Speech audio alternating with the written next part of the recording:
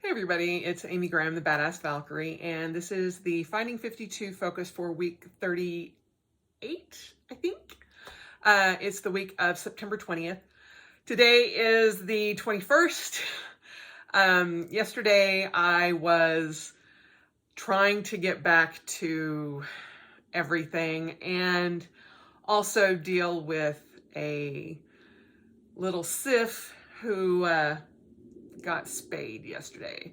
She got spayed. She got all of her first baby shots, and also got microchipped. So taking care of a little tiny baby kitten. Well, she's not really tiny, but compared to Heimdall and Tyr, she is. She only weighs 4.5 pounds, and I'm like, that is a huge change from Heimdall, who's 20 pounds, and Tyr, that's around 16, 17 pounds.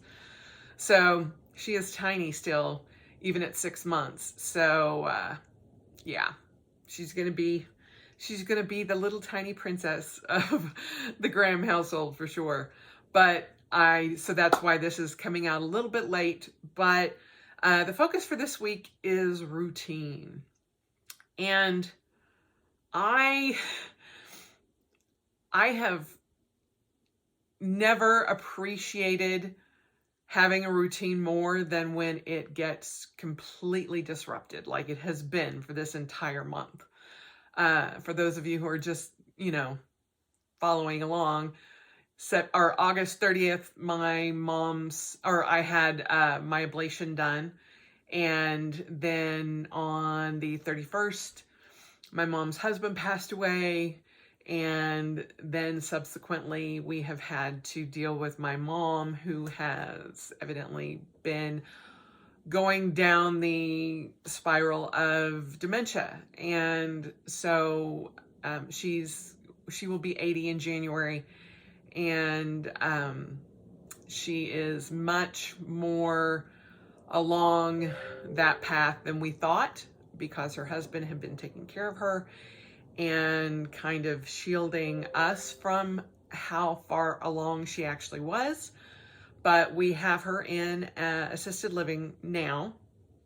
And so it's been about a week since we got her actually placed. Interestingly enough, as of this morning, we may actually be moving her to a better place that she can more financially sustain through all of this, and on into more advanced memory care when we need it. So that's still kind of up in flux, but whether it be good or bad, we haven't actually started clearing out her old apartment yet. So we're trying to get some decisions made. But she is safe. She is happy. She is well taken care of, and she's getting her medications on a daily basis. She's eating 3 solid meals a day. And so that has helped relieve a lot of pressure from those of us who are here taking care of her. But I go into that because my routine has been greatly disrupted. And I did not actually realize how much my mental health depended on having a solid routine. And when that routine got disrupted, I was just like, and it was chaos, utter chaos for about 2.5 weeks. And not being able to do my morning meditations just spiraled my day into more chaos than I needed. And the days that I was able to just be like, calm myself down, get into my planners and do some journaling and all of that, helped relieve a lot of stress. And I always hesitate to use the term going back to normal, because, every day is something different. But having a routine that I can rely on is something that keeps me at a level of sanity that I need. And then also seeing how much it has helped my mom have some normalcy back into her life. And, when she knows when to go down for dinner or lunch or breakfast, she has someone coming twice a day to give her medications. Things like that help her feel in control and be able to process the day. And having me out of control and having her out of control, butting heads completely. But now that she has a routine that she can rely on, and we have a routine that we can rely on, it has made things across the board so much better. And even though there may be some shakeups here and there, at least I know that it is a little easier sailing than it was. My routine, outside of everything else, has been shaken up because even after my ablation, I still have pain. And I am not able to do as much as I was previous to having all of these issues crop up. And it's taking me time to realize, okay, when they say 1 to 6 weeks, it really is 1 to 6 weeks. This whole 1 to 3 days and I'm going to be like back out at it. No, it's not. On Saturday, I was able to do my 5K run. And on Friday, I went to Fan X. Fan X almost killed me in so many ways. I was there for 3.5 hours. I wore the best shoes that I thought would work great. But after 3.5 hours of walking the vendor floor, I was done. And part of that too was I was also being bombarded with people, a lot of people. I went early because I did have a gold pass. And so I got in ahead of the general population and was able to, kind of just get used to people trickling in. But by the time I left around 2:00, I was having to turn sideways just to get down an aisle. People were hitting me with their backpacks or whatever, or their costumes. And I'm just like, I'm done. So done. And so I came home and Craig's like, wow, you weren't gone very long. And I'm like, yeah, done. He's like, I totally understand.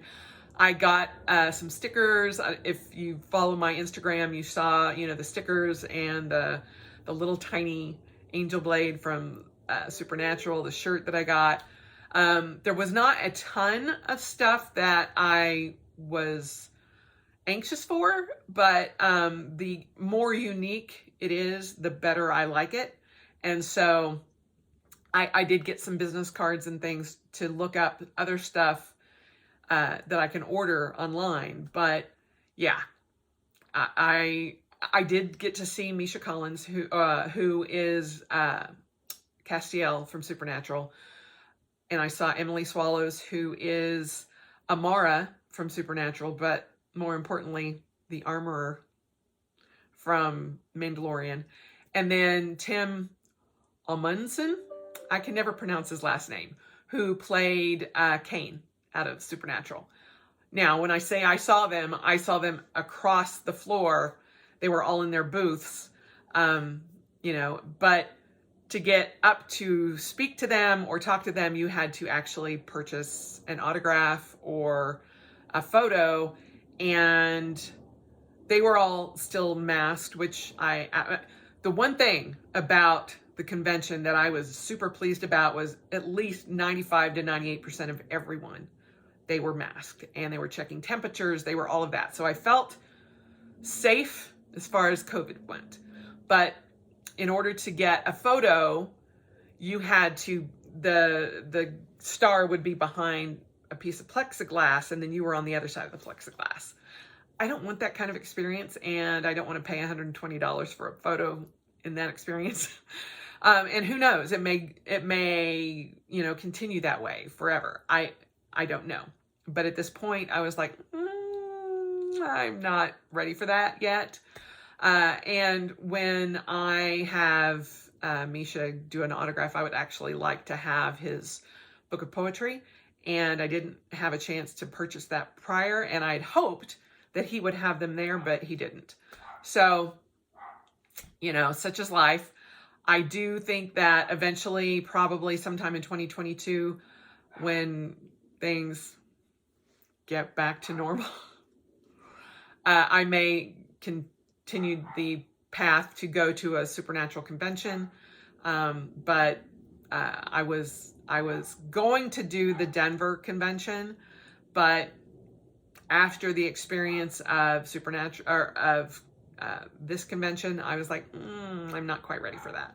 So we'll eventually work back up to that. So, and if I have to travel, great. I have a flight that I still have to use at some point in some place, sometime. So, yeah, so that's how the convention went. But at the end of that 3.5 hours, I came home, had to ice my back, and I was done. I was like, I don't want to move. I don't want to do anything. I just hurt. And so Greg was like, maybe you should contact your doctor and just check. And so I have, and the pain is actually lower. So it may be another set of vertebrae that need to have an ablation done, but they were overridden by the ones that were above that got done. Although the messaging from my doctor said this still could be, pain from that. So I'm going to go back in next week and get evaluated for that for my follow-up. But I go into all of that to say that routine has helped tremendously, even though my routine was disrupted with pain and all of that. Because while Friday was excruciating after 3.5 hours of just walking, I was able to medicate and, use my Voltaren gel on my back and my sciatic nerve and all of that, so that on Saturday morning, I got up and I went and I did my 5K. And I literally ran most of it. I was 394th out of 683, and of those folks that showed up. And there were over 2,000 that were registered for the race, but it was pouring down rain, and with COVID and all of that, it waned down to 683 participants. But I had a pace of 15 minutes and 44 seconds per mile. And I was pretty proud of that.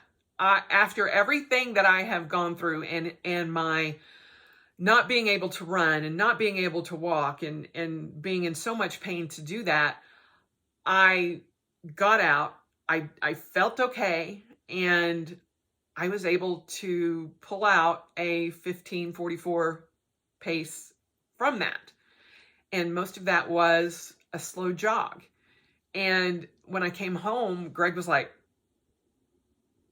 wow, I was expecting you to be dead, like laying on your back, me bringing you rotating ice packs and all of that. And I'm like, no, I'm fine.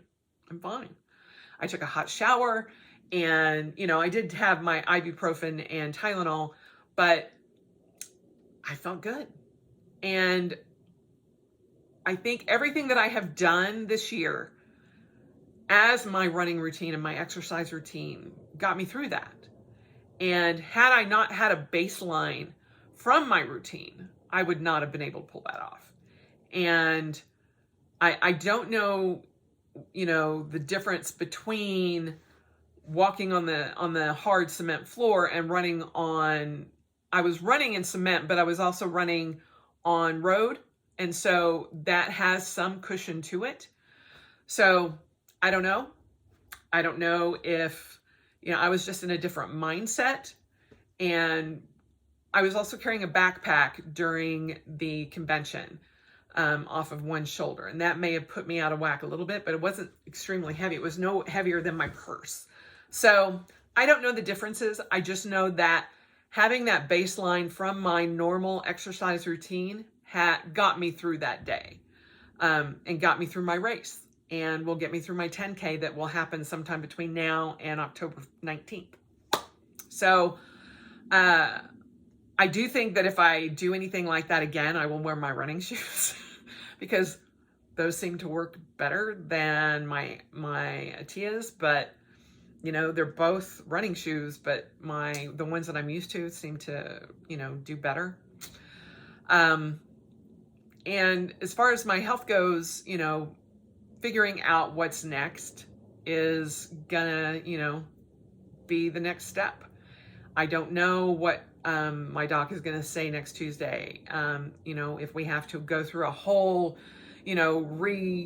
setup of doing blocks and all of that for the vertebrae that are lower down. So they gave the injections in L3 and L4 to affect L4 and L5. So I don't know what's lower than that. I don't know how far they go down. I don't know. I should know, but I don't. But I've always also had problems with my tailbone. That was broken years and years and years ago, and they never heal right. And, I was actually at my full weight when that happened. So I don't know. But having some semblance of routine is something that has helped me even when there are great odds to overcome and when I am bombarded with chaos that I can't control. And from, my mom's situation to what my body is doing and the pain and all of that. So that's kind of where I've come from for this particular focus for this week, because trying to keep my routine as normal as possible is something that keeps me mentally able to focus.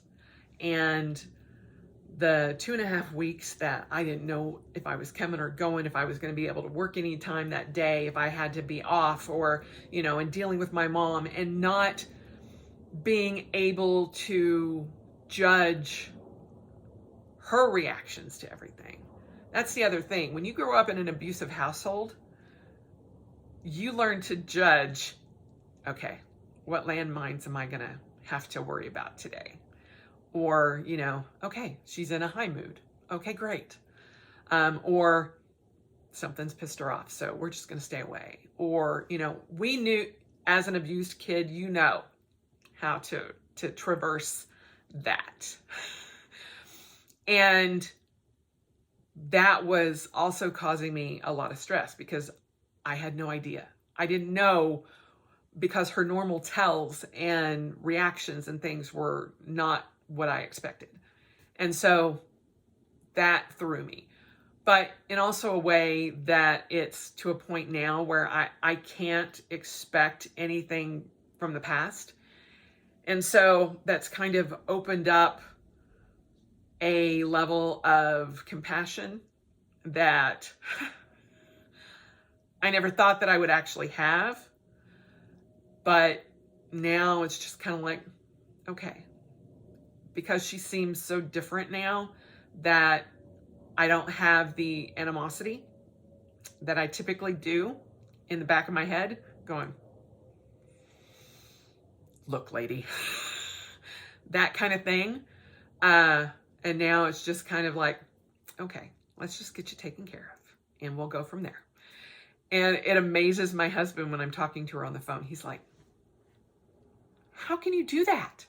How can you seem completely different? And I'm like, because she seems completely different. And I just have to show as much kindness and compassion as I can, because it's not fair to have all the anger and pain and anguish and all of that when it's not really her in her head. And so, life lesson hit me in the head. I'm like, okay, I get it. Compassion and kindness, compassion and kindness, compassion and kindness. That's all I can do. So being able to get to that and being able to process that was allowed by me just getting back to an even keel with my routines and making sure that I'm taking my medications, that I'm doing what I need to keep my stress levels down, that I am exercising and meditating and maintaining my own level of self-care so that I can care for others. Again, that life lesson just knocking me over the head. So there you have it. That's the focus for this week, is getting yourself into a routine so that when life throws curveballs at you or bricks at you, which usually is what I get. It's like, oh no, we're not going to throw a nice little curveball. We're throwing bricks. You're able to deal with that and then quickly come back to some sort of normalcy to go through that. And it is super hard. We have no idea with the variants and all of that kind of thing happening, what's going to happen next. But maintaining your own routine can help you deal with that moving forward. So there you have it. That's the focus for this week. I hope you guys have been doing well. I did post my Hobonichi unboxing, and I think later on this week I will probably go through the way all of this has kind of fallen out within my own planners, and then there'll be what I'm using in 2022 kind of overview once I get a couple more things in, and so on. I am very excited that I had that to do my unboxing, and I was able to do that even though it took a day or two for me to do that. I got it on Friday while I was at FanX, and then I wasn't able to film the unboxing until Sunday. Thankfully, I had the race to keep my mind off of it, but I would see that white box in the back of my in the corner of my eye, and I'm like, oh, but I knew I couldn't actually sit down and film it. So I didn't want to open it until then. So you have that. Anyway, I hope you guys have a great rest of your week, and I will talk to you soon. Bye.